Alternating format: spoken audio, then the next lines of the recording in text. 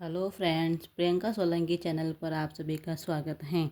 कल हमने past tense के रूल्स की वर्ड्स पढ़े थे, किसमें पास्ट टेंस का यूज होता है। आज हम फ्यूचर टेंस के बारे में पढ़ेंगे। Future simple tense. Future simple tense का रूल्स नंबर फर्स्ट, कीवर्ड्स कौन कौन से होंगे जहाँ फ्यूचर टेंस होगा। तो टुमारो हो, next day, next week, next month, next Sunday etcetera word हो तो वहाँ फ्यूचर सिंपल टेंस होता है। जैसे he will return my notebook tomorrow, उसने कल मेरी नोटबुक लौटाएगा। We will go to cinema next Sunday, हम अगले संडे सिनेमा जाएंगे। मैंने पहले बताया था आपको, आई वी के साथ विल सेल का प्रयोग कर सकते हैं अफर्मेटिव और नेगेटिव सेंटेंस में, लेकिन आई वी के साथ इंट्रोगेटिव सेंटेंस में केवल सेल का प्रयोग ही होगा, विल का प्रयोग नहीं होगा। फ्यूचर परफेक्ट टेंस के बारे में पढ़ते हैं। यदि बाई के साथ by plus time denoting expressions word हो तो उसके साथ फ्यूचर परफेक्ट टेंस होता है। जैसे कि by 9 o'clock, by tomorrow, by next Friday, by next year, ऐसे वर्ड हो तो वहाँ फ्यूचर परफेक्ट टेंस होता है। जैसे he will have finished the project by Sunday, वहाँ संडे तक अपना प्रोजेक्ट पूरा कर चुका होगा। ठीक है, अब हम कंडीशनल सेंटेंस के बारे में पढ़ेंगे। जिन सेंटेंस से हमें किसी शर्त का मालूम होता है उसे शर्त बोधक वाक्य कहते हैं। एक भाग में तो शर्त होगी और दूसरे भाग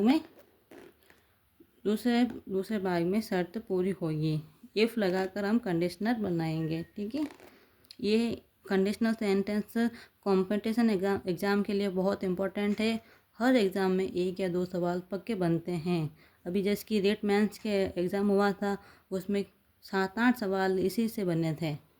तो आप ज़रूर ध्यान लगा के पढ़ें और उनको सही करने की कोशिश करें।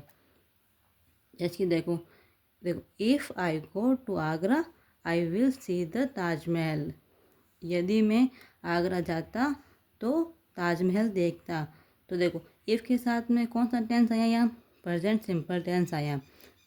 तो इफ़ क्या है, कंडीशन है, और कंडीशन को पूरा करने के लिए दूसरे सेंटेंस में क्या आएगा, future simple tense, will sell, will see. ठीक है, तो आपको यह ध्यान रखना है, इफ़ के साथ यदि प्रेजेंट सिंपल टेंस हो तो वापस कंडीशन पूरी करने के लिए फ्यूचर सिंपल टेंस आएगा। अब दूसरा सेंटेंस बनाते हैं, दूसरी कंडीशन देखते हैं। If I went to go, देखो if I went to Agra I would see the Taj Mahal, यदि मैं आगरा जाता तो ताजमहल देखता। तो देखो यहाँ इफ़ के साथ पास्ट सिंपल टेंस है, आई वेंट यानी पास्ट सिंपल टेंस है, तो उसकी शर्त को पूरा करने के लिए क्या आएगा, वुड या कुड के साथ वर्ब की फर्स्ट फॉर्म, तो वुड प्लस सी यानी वर्ब की फर्स्ट फॉर्म आई है। तीसरी कंडीशनल सेंटेंस पढ़ते हैं।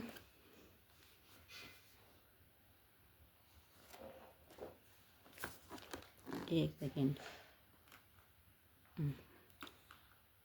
If I had gone to Agra I would have seen the Taj Mahal, यदि मैं आगरा जा चुका होता तो मैं ताजमहल देख चुका होता। तो देखो इफ़ के साथ पास्ट परफेक्ट टेंस आया, तो कंडीशनल पूरी करने के लिए वुड हैव या कुड हैव के साथ वर्ब की थर्ड फॉर्म आएगी। अब मैंने 2-3 क्वेश्चन दिए हैं, उनके आंसर को आपको कमेंट में बताना है और उनको मैं कल बताऊंगी आपको इसके आंसर क्या होंगे। आप एक बार ट्राई ज़रूर करना। मैं एक बार समझा देती हूँ। देखो इफ़ आई खालजेगा had you will pass the exam, तो देखो यहाँ कौन सा टेंस आएगा, जबकि इधर यहाँ फ्यूचर सिंपल टेंस है। ठीक है, कमेंट ज़रूर करना। If you will call me I will come, तो इस पूरे सेंटेंस में कौन से पार्ट्स में एरर है वो आपको बताना है। कल मैं आपको वापस इसका बता दूंगी आंसर क्या होगा। If you work hard you would have pass the exam, इस पार्ट में एरर किस पार्ट में है वो आपको बताना है, ठीक है। अब देखो पार्ट 2 पढ़ते हैं, इमेजिनरी सेंटेंस पढ़ते हैं, यानी काल्पनिक वाक्य पढ़ते हैं। वे वाक्य जिसमें कल्पना का बोध होता है उसे काल्पनिक वाक्य कहते हैं। इस ऐसे वाक्य में इफ़, एज इफ़, एज दो, विश, इफ़ ओनली शब्दों का प्रयोग होता है। जिस पार्ट में ये शब्द होते हैं उस पार्ट में यदि हेल्पिंग वर्ब तो हम वर लगाएंगे और मेन वर्ब में V2 लगाएंगे। जैसे देखो, if I were a millionaire I would build hospital. ये क्या कल्पना कर रहा है, यदि मैं अरबपति होता तो मैं हॉस्पिटल बनवाता, ठीक है। She walks as if she were a queen, वह ऐसे चलती हैं मानो कि वह क्वीन हो यानी रानी हो। I wish I were the president of India, काश मैं भारत का राष्ट्रपति होता। तो ये काल्पनिक से वाक्य आ जाए, यदि आपको सेंटेंस में इफ़, एज दो, फिश या इफ़ ओनली दिखे तो इसकी हेल्पिंग वर्ब में क्या आएगा, वर आएगा। जैसे आपको पता है आई के साथ हम वाज लगाते हैं, किंतु इसे काल्पनिक वाक्य है, मिलीनियर होता तो इसमें वर आएगा। ऐसे कैसे, इसमें देखो एज ही आया तो सी के साथ क्या आया, वर आया। बाकी जनरल वे में क्या आता है, सी के साथ वाज आता है, ठीक है। इसमें भी देखो आई के साथ वर आया है। अब rule number 3, it is time, it is high time, it is about time, ऐसे वर्ड यदि किसी सेंटेंस में हो उसके साथ V2 का प्रयोग होता है। एग्जाम्पल से समझते हैं। देखो, इट इज़ टाइम सी, तो यहाँ कौन सी फॉर्म आएगी, V2 आएगी। तो इसमें सब में V2 कौन सी है, रिटर्न, तो रिटर्न होम।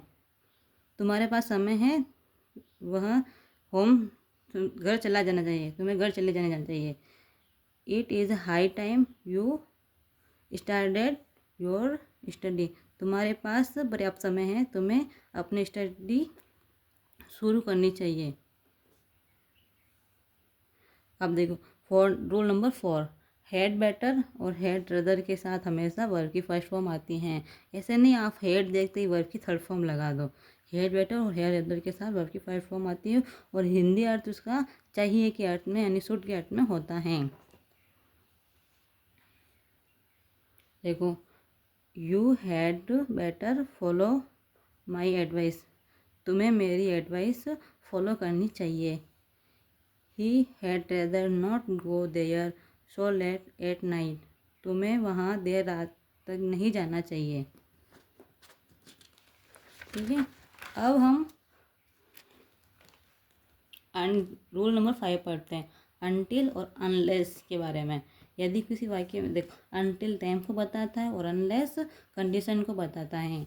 नो, देखो एक बात हमेशा यहाँ ध्यान रखना, no negative words is used with until and unless. Until और अनलेस के साथ कोई भी नेगेटिव वर्ड का उपयोग नहीं होता है। देखो एग्जाम्पल से समझते हैं, you will not pass the exam unless you do not work hard. यह सेंटेंस हमारा गलत है, क्यों हमने अनलेस के साथ डू नॉट लगा दिया, जबकि अनलेस और अनटिल के साथ नेगेटिव वर्ड का उपयोग नहीं होता है। इसका सही वाक्य क्या बनेगा, you will not pass the exam unless you work hard. तुम तब तक एग्ज़ाम पास नहीं कर पाओगे जब तक तुम कठिन परिश्रम नहीं करोगे। I will not go from here until you return my money, ठीक है। यहाँ भी अनटिल है इसलिए यहाँ पे कोई नेगेटिव वर्ड नहीं आया। Thank you so much friend. यदि आपको मेरा पढ़ाने का तरीका पसंद आए, समझ में आए तो मेरे प्रियंका सोलंकी चैनल को सब्सक्राइब करें, लाइक करें। Thank you.